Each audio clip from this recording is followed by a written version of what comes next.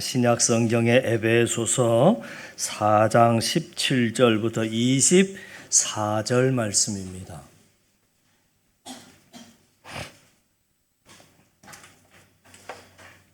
에베소서 4장 17절부터 24절까지 한 목소리로 말씀 같이 읽습니다. 그러므로 내가 이것을 말하며 주 안에서 증언하노니 이제부터 너희는 이방인이 그 마음에 허망한 것으로 행함같이 행하지 말라. 그들의 총명이 어두워지고 그들 가운데 있는 무지함과 그들의 마음이 굳어짐으로 말미암아 하나님의 생명에서 떠나 있도다.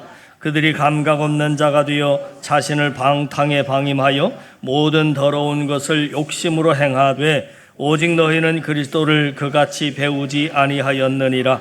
진리가 예수 안에 있는 것 같이 너희가 참으로 그에게서 듣고 또한 그 안에서 가르침을 받았을진데 너희는 유혹의 욕심을 따라 썩어져가는 구습을 따르는 옛사람을 벗어버리고 오직 너희의 심령이 새롭게 되어 하나님을 따라 의와 진리의 거룩함으로 지으심을 받은 새 사람을 입으라. 아멘. 우리 앞뒤 옆 사람 살피시면서 인사 나누십니다. 날씨가 많이 덥습니다. 건강관리 잘 하시면 좋겠습니다. 새가족 공부를 할 때 또 세례자 공부를 할 때 꼭 빠지지 않는 것이 영접기도입니다. 우리의 구원자 되시는 예수님을 내 마음에 모셔드리는 기도가 영접기도입니다. 그 영접기도를 통해 예수님 내 마음 속에 예수님이 들어오시면 우리는 하나님의 자녀가 되는 것입니다. 그런데 이 대목에서 사실 몇 가지의 의문이 생깁니다. 첫째, 예수님이 도대체 어떻게 내 마음 속에 들어오실 수 있을까 하는 것. 둘째, 예수님이 내 마음 속에 들어오셨다고 할지라도 도대체 어떻게 그것을 내가 확신할 수 있을까 하는 것입니다. 이 문제들을 차례대로 살펴보자면 먼저 살펴볼 것은 첫째, 예수님이 어떻게 내 마음 속에 들어오실 수 있을까 하는 문제입니다. 예수님이 내 마음속에 들어오신다라고 하는 말은 정확히 말하자면 예수님의 영이신 성령님이 내 마음속에 들어오신다는 말입니다. 그런데 여기서 또 하나의 문제는 성령님이 내 마음속에 들어오실 때 아무런 증상이나 느낌이 없다 하는 것입니다. 예를 들어서 성령님이 내 마음에 들어오실 때 들어오시는 순간에 가슴이 불처럼 뜨거워진다든지 아니면 성령님이 내 마음속에 들어오시는 순간 몸이 부르르 떨린다든지 그런 확실한 증상이나 느낌이 있으면 성령님이 내 안에 들어오셨나 보다 하고 믿어질 텐데 문제는 이러한 증상이나 느낌이 없다 하는 것이 문제입니다. 여러분, 감기 바이러스가 내 몸에 들어온 것은 느낌으로 아는 것이 아니라 증상으로 아는 것입니다. 감기 바이러스가 우리 몸에 들어오면 목이 아프다든지 머리가 아프다든지 콧물이 난다든지 근육통이 온다든지 하는 여러 가지 증상들이 생기지 않습니까? 그것을 통해서 우리는 감기 바이러스가 내 몸 안에 들어왔구나 하는 것을 알 수 있듯이 영적으로도 마찬가지입니다. 성령님을 감기 바이러스에 비유해서 너무 죄송하기는 합니다만은 확인하는 방법이 참 비슷합니다. 느낌으로 확인하는 것이 아니라 증상으로 확인할 수 있다 하는 것입니다. 예수님의 영이신 성령님이 내 안에 들어오시면 나타나는 몇 가지 증상들을 살펴보도록 하겠습니다. 성령님이 우리 안에 들어오시면 반드시 생기는 증상은 바로 영적인 감각이 살아난다 하는 것입니다. 죽은 시체와 생명이 있는 사람의 차이점이 여러 가지가 있는데 대표적인 게 뭐냐면 감각의 유무입니다. 죽은 시체는 감각이 없습니다. 겨울이 되면 추위를 느끼고 꼬집으면 아픔을 느낍니다. 이게 바로 감각이 살아있다는 증거고 생명이 있다는 증거입니다. 영적으로도 똑같습니다. 하나님의 영이신 성령님이 내 안에 들어오시면 죽었던 영적인 감각이 되살아납니다. 그래서 18절과 19절에서는 성경은 이렇게 말하고 있습니다. 같이 한번 읽어나가십니다. 그들의 총명이 어두워지고 그들 가운데 있는 무지함과 그들의 마음이 굳어짐으로 말미암아 하나님의 생명에서 떠나 있도다. 그들의 감각 없는 자가 되어서 자신을 방탕에 방임하여 모든 더러운 것을 욕심으로 행하되. 자, 지금 하나님의 생명에서 떠나 있다라고 하는 말은 다른 말로 표현하자면 세상 사람들의 특징이 뭐냐면 영적으로 감각이 없다 하는 것입니다. 그러니까 바꿔 말하자면 하나님의 자녀에게는 영적인 감각이 있는데 크게 세 가지 감각이 있습니다. 첫째는 하나님에 대한 감각이 있고, 두 번째는 죄에 대한 감각도 있고, 세 번째는 은혜에 대한 감각이 있습니다. 순서대로 살펴보겠습니다. 첫째, 하나님에 대한 감각입니다. 성령님은 하나님의 영이시고 예수님의 영이시기 때문에 그 성령님이 내 안에 들어오시면 하나님과 예수님에 대한 감각이 생깁니다. 이 말은 하나님의 존재와 예수님의 존재가 나도 모르게 믿어지고 또 의식되기 시작한다 하는 겁니다. 예를 들자면 이런 거지요. 나 믿는 사람이라고 하는 사람이 있다고 예를 들어 보십시다. 나믿음 나씨라고 해봅시다. 나믿음 씨가 있습니다. 나믿음이라고 하는 분이 지난주에 우리 교회에 나와서 말씀을 듣고 예수님을 영접하는 기도를 했습니다. 그랬더니 목사님이 하시는 말씀이 이제 나믿음 씨는 하나님의 자녀가 됐다고, 주위에 있는 사람들도 하나님의 자녀 된 것을 축하합니다. 그렇게 해서 본인도 내가 하나님의 자녀가 됐나 보다, 이제 나도 매주 교회를 나가볼까 하는 생각을 한 것입니다. 그런데 하필 친한 친구에게 연락이 왔습니다. 내일 주일인데 산으로 놀러 가자 하는 연락이 왔습니다.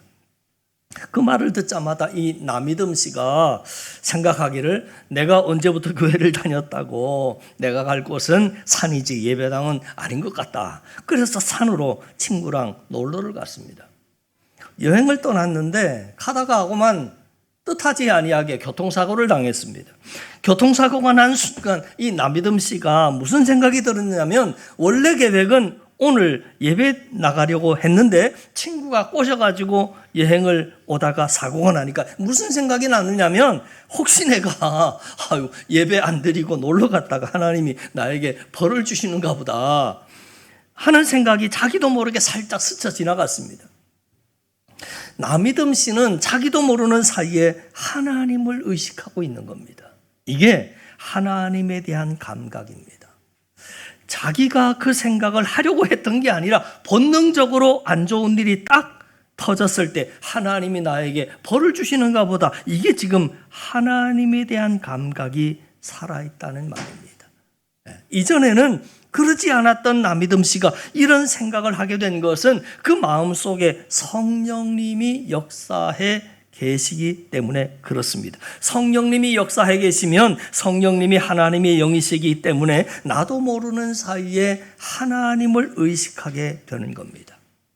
또 성령님이 우리 마음 가운데 들어오시면 예수님에 대한 감각도 생깁니다. 예수님이 나도 모르는 사이에 믿어지는 겁니다. 이게 참 신기합니다.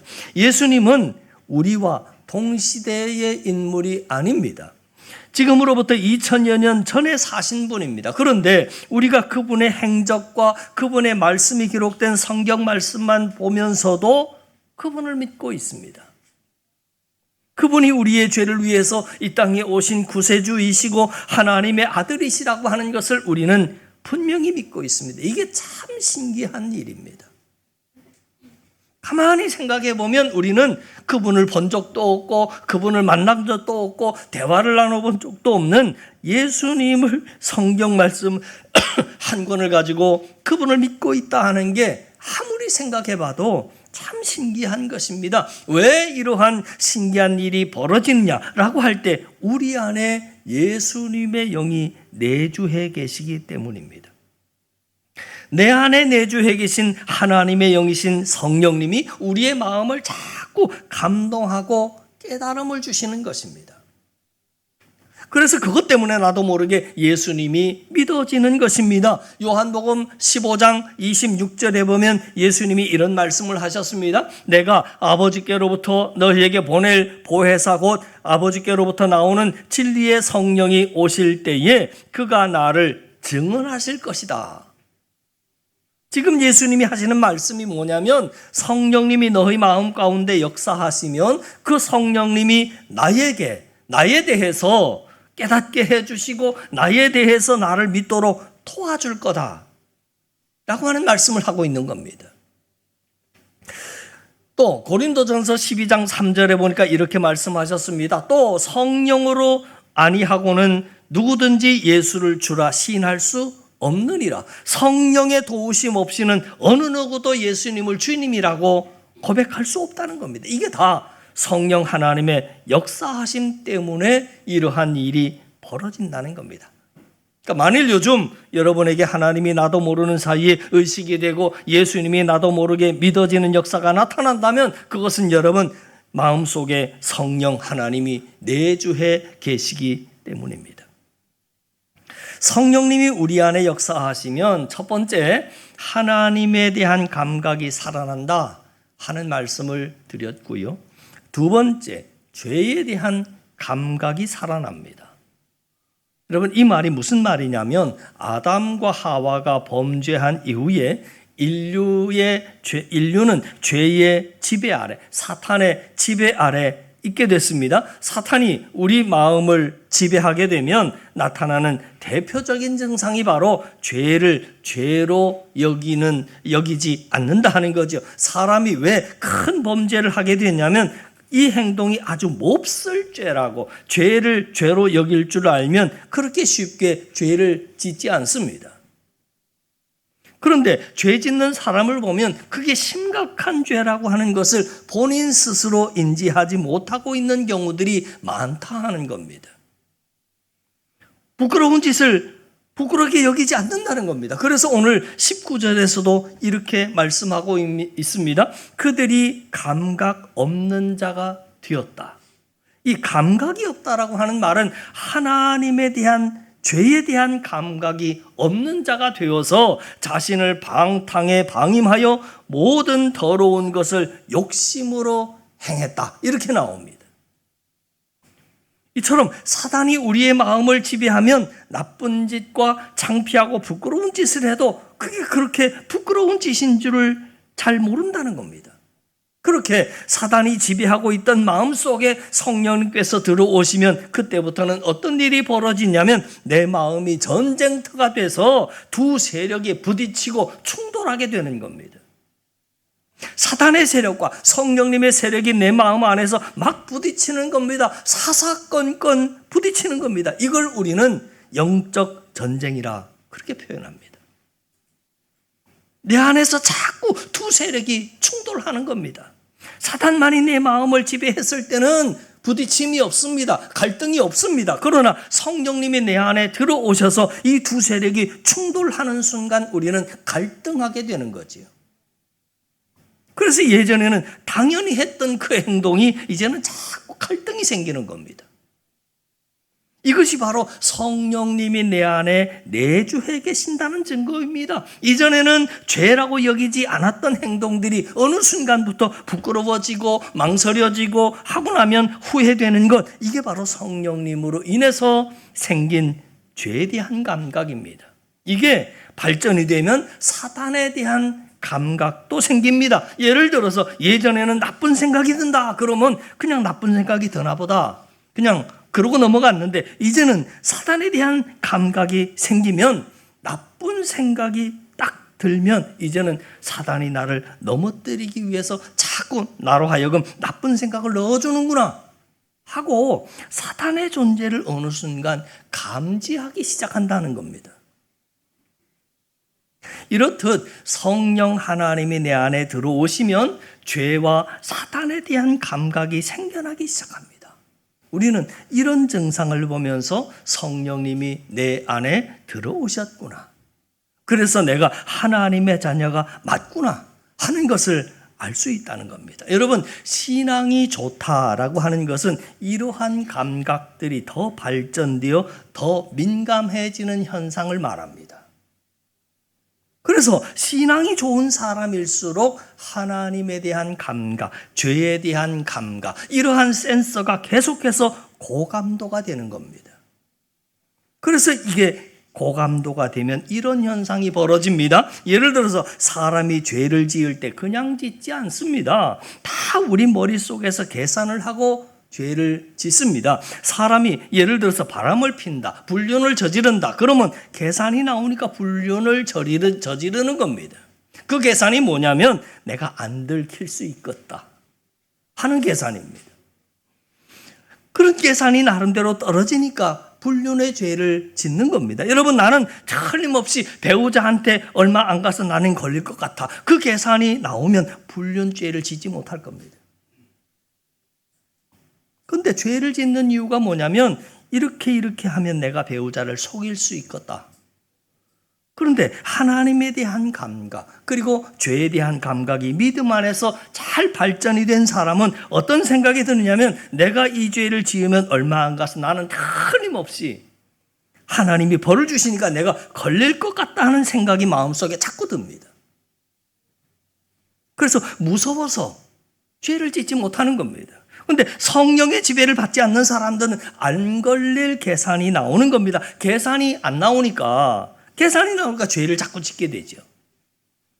그래서 여러분이 기억하셔야 할 것은 신앙과 믿음이 좋다라고 하는 것은 하나님에 대한 감각, 하나님이 나를 지켜보고 계시다라는 것 같고 내가 잘못된 행동을 했을 때 하나님이 틀림없이 나에게 벌을 주실 것 같은 그런 느낌이 자꾸 온다라고 하는 것은 믿음이 좋아지고 있다는 겁니다. 저는 믿음 안에서 하나님에 대한 감각, 성령 안에서 죄에 대한 감각이 더 많이 발전할 수 있는 저와 여러분 되기를 주님의 이름으로 간절히 축원합니다. 세 번째, 하나님에 대한 감각, 죄에 대한 감각, 성령님에 대한 감각 말씀드려요. 세 번째, 은혜에 대한 감각이 있습니다. 은혜에 대한 감각이 뭐냐면 성령님이 내 안에 들어오시면 하나님의 은혜라고 하는 것을 그때부터 느끼고 경험하기 시작하는 겁니다. 은혜를 다른 말로 표현하면 큰 공감이라고도 표현할 수 있을 것 같습니다. 큰 공감.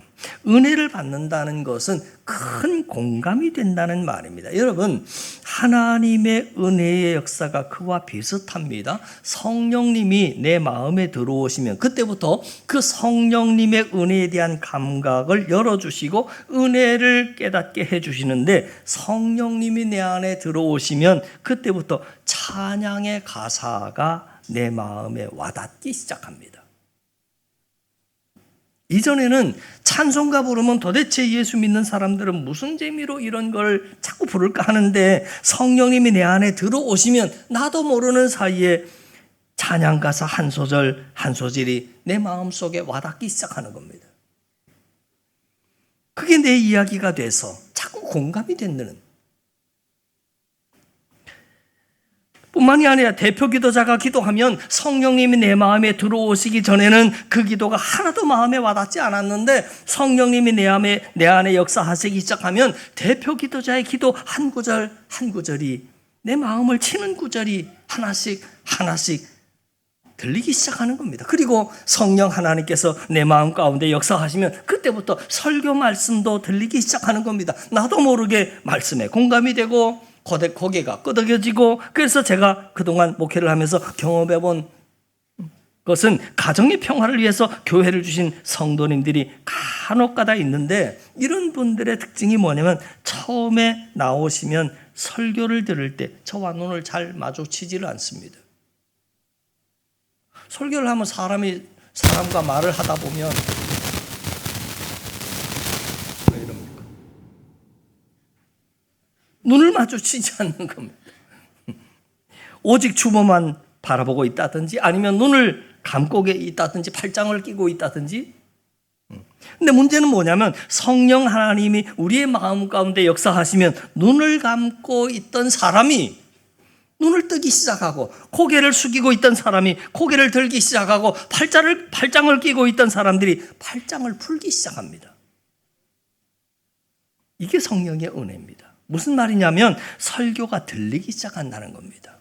그리고 가끔 현관에 마지막으로 나갈 때 아이고 오늘은 목사님 은혜 많이 받았습니다. 물론 처음에는 인사치레로 할 수 있지요. 그러나 시간이 지나면서 그것이 오늘도 말씀 속에 그래 공감이 가고 그렇지 맞아요.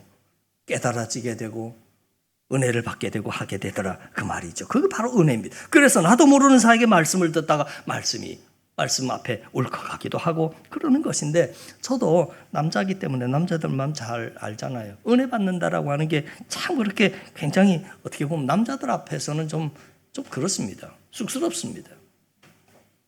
내가 이렇게 약해졌나? 내 나이가 이렇게 벌써 들었나?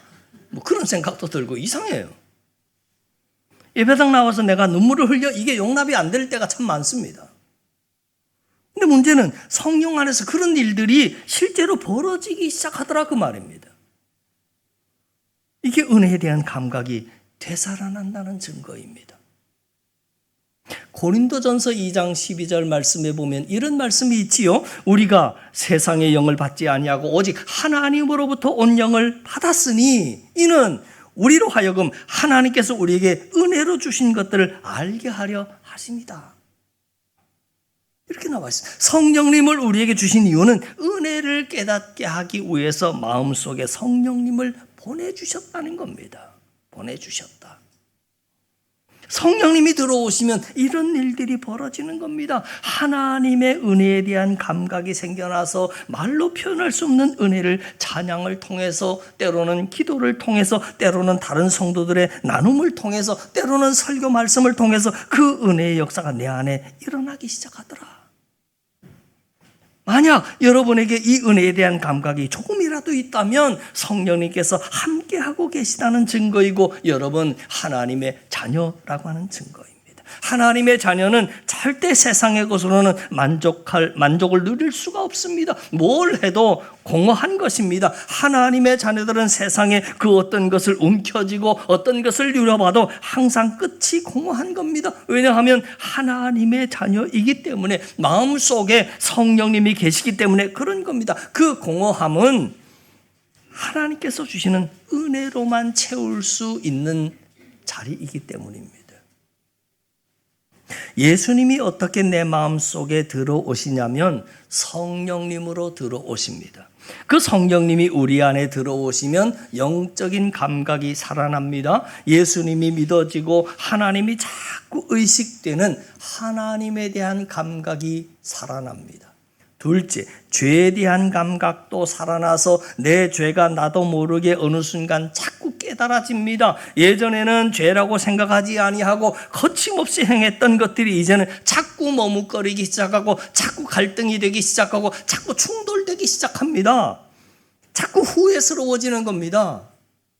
그게 바로 죄에 대한 감각이 살아나 있기 때문이죠. 셋째, 은혜에 대한 감각도 살아납니다. 나도 모르게 찬양이 공감이 되고 말씀에 동의하게 되고 은혜 받는 모습을 스스로 발견하게 됩니다. 방금 말씀드린 세 가지 감각 중에 하나의 감각이라도 나에게 발견되어진다면 그것은 여러분 안에 성령님이 계시기 때문이고 여러분이 하나님의 자녀라고 하는 말입니다.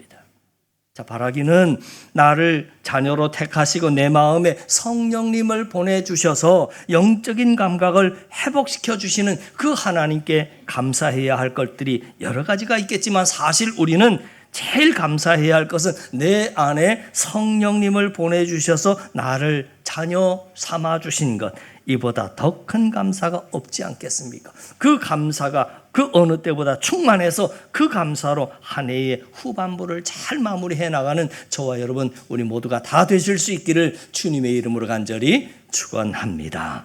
기도드립니다. 하나님 아버지, 혹시 우리 가운데 하나님에 대한 감각도 죄에 대한 감각도 은혜에 대한 감각도 없이 하나님 의식하지 못하고 죄를 죄라고 생각하지 않고 말씀을 들어도 공감이 되지 않고 무미건조한 신앙생활을 해왔었다면 새해에 이제 후반기를 시작하는 이러한 시점에 영적인 감각의 문을 주님 열어주시기를 원합니다. 은혜가 무엇인지를 알게 하시고 감화하시고 감동하시는 성령님의 기름 부음이 무엇인지도 알게 하시고 깊은 기도 가운데로 인도하시는 하나님을 발견하고 찬양 가운데 찾아오시는 감동의 물결에 젖어들 줄도 아는 우리 한사랑의 사람들 다 되게 하여 주시옵소서.